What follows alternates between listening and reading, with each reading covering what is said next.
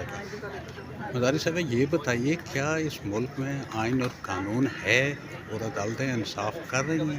اگر عدالتیں انصاف کری ہوتی تو یہ فیملیز بلوچستان سے سفر کر کے ادھر اسلام آباد تک نہ آتی. یہ اس لیے ادھر آئی ہوئی ہیں کیونکہ بلوچستان ہائی کورٹ نے ان کے کیسز میں بالکل ہی اپنے پریسیڈنٹ کو سائڈ پر رکھ کے ایک نیا پریسیڈنٹ بنا دیا ہے کہ وہی ایگزیکٹو جس کے تحت انہیں ایم پی او کے تحت ڈیٹین کیا گیا تھا انہیں یہ مقدمہ واپس بھیج دیا. اسی طرح سپریم کورٹ میں ڈاکٹر مارنگ اور BYC قیادت کے کیسز لگے ہی نہیں سماعت کے لیے اور اب وہ FIR میں ان کا ریمانڈ پر ریمانڈ دیا جا رہا ہے.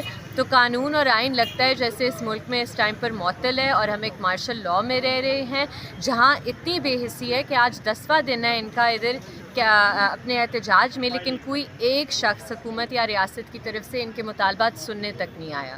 اچھا ایک تو ہے کنٹرول ڈیموکریسی, ججز کے جوڈیشری کے بارے میں کیا کہیں گے آپ؟ دیکھیں 26ویں آئینی ترمیم کے بعد تو سب کے سامنے ہے جو جوڈیشری کا حال ہے اور بہت افسوس کی بات ہے کہ جو انڈیپینڈنٹ مائنڈڈ ججز ہیں انہیں ٹارگٹ کیا جا رہا ہے. ان کے سامنے نہ تو کوئی کیسز لگتے ہیں اور جو کیسز لگتے ہیں اور اگر کوئی جج بہادر ہوتا ہے اور وہ اس میں فیصلہ دینے کی کوشش کرتا ہے یا انصاف دینے کی کوشش کرتا ہے تو من پسند ججز کے ذریعے وہ فیصلے اڑائے جاتے ہیں.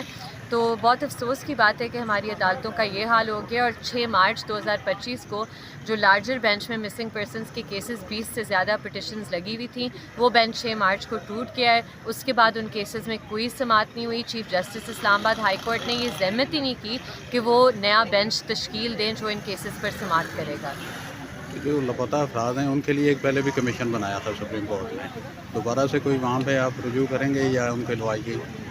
دیکھیں جو جبری گمشدگیوں کا کمیشن ہے پہلا جو تھا جسٹس کمال منصور نے جس کی رپورٹ دی تھی 2010 میں, اس کے بعد پھر 2011 میں جاوید اقبال جیسے کنٹروورشل شخص کو اس کا چیئر پرسن بنایا گیا تھا, صدر بنایا گیا تھا کمیشن کا.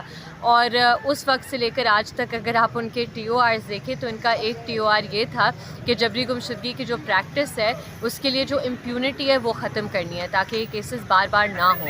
لیکن اتنے سالوں میں 2011 سے لے کر آج تک انہوں نے اپنے ہی کانڈکٹ سے امپیونٹی کو فیول کیا ہے. 600 سے زیادہ پروڈکشن آرڈر جاری کیے گئے ہیں اور ان میں لیس دین 1% پر عمل درآمد کیا گیا ہے, یعنی کہ 600 میں سے صرف 1% سے کم ہے جن پر عمل درآمد کیا گیا ہو. تو اس کمیشن کا کیا فائدہ؟